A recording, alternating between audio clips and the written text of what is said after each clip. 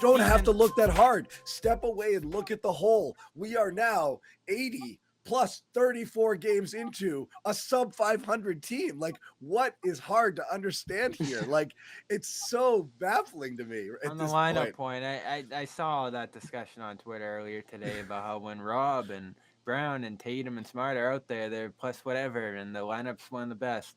The Timberwolves, 16-7, have the best lineup in the NBA. I mean, every team, maybe except the Knicks, has a good lineup. Let me guess. It doesn't include Nathan Knight and a couple of these other names.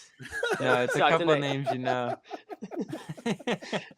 But I can't fathom that I don't know how making Jimmy you feel good. Jalen Noel. Yeah, every team has a good I don't know how I feel lineup. about them either. I just heard of them. Every team has good stretches. Yeah, you're so right, John. Like, that was the story of the day. Just saying, like, if we can just piece this together, if we can get all the guys back. We've seen that Everyone looks too. okay in stretches. It's the whole point. How are you consistently? How are you over a course of a season? How are you over 48 minutes? Like, I mean, we've watched there. You could take any numbers you want to show how the team plays in certain groupings, and then just put them side by side with their clutch numbers in the 5 minutes to go and 2 minutes to go, and you're like, oh yeah, that's why they lose every freaking game, or every close game against a competitive team, because that's just it. They are who they are at this point. And now with Tatum out, you got another round of excuses built in for the next couple of weeks that's going to continue pushing the narrative further down. And people will say, well, if we get healthy, we did this all year last year, guys. If they get healthy, struck by COVID, blah, blah, blah. You know what? The full unit, prove it to me, okay? Prove it that this full unit. That's a job-saving argument. The people who are in positions that want to save their jobs right now are going to say those things. Just like last year, Brad, over and over again. Danny was saying it when his job was gone, like a couple weeks ago. Oh, they're still not healthy. Like, yeah, you can just keep kicking that out. And you know what? With the COVID situation in the country, who knows? Maybe that will become the running argument in sports here for the next couple of years.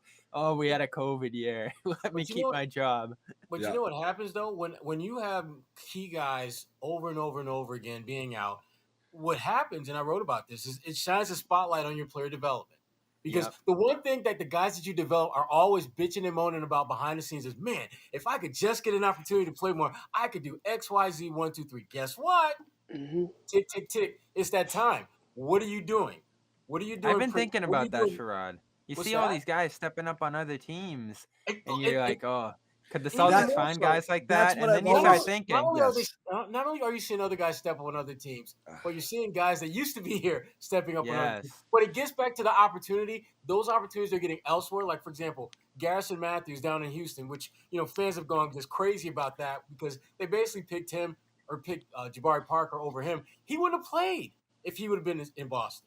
And when you look at, other guys, Max Bruce, I don't think Max would have played if he were still in Boston.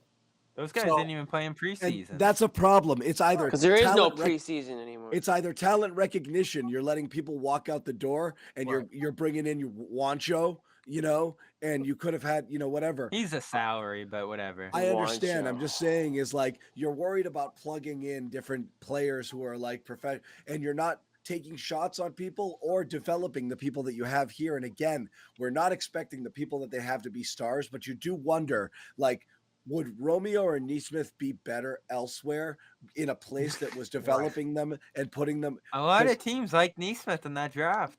And I'm not saying they're going to be great, but you really have to start to wonder here whether they're capable or committed to developing players. Other cities, other franchises take it more seriously because the draft is their only way to get better. They know they're not going to think. How many cities have almost no chance of landing a real free agent? 20 plus.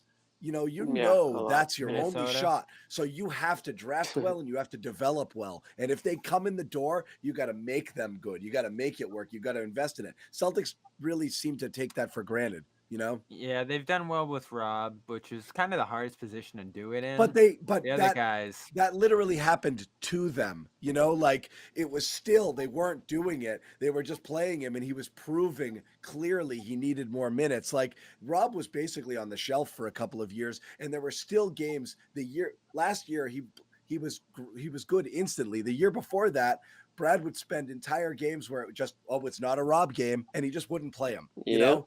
That's not development. That's basically plug and play based on your needs. Development is committing to getting a guy the type of minutes that he needs to make his game better. They didn't develop Rob. Rob just eventually started really making the most of his minutes and forced his way in. And he was still only playing 15 minutes a game, and his performance was screaming for 25. So no, it's a huge. Rob's not even a good example. Rob's not even a good example of them doing it.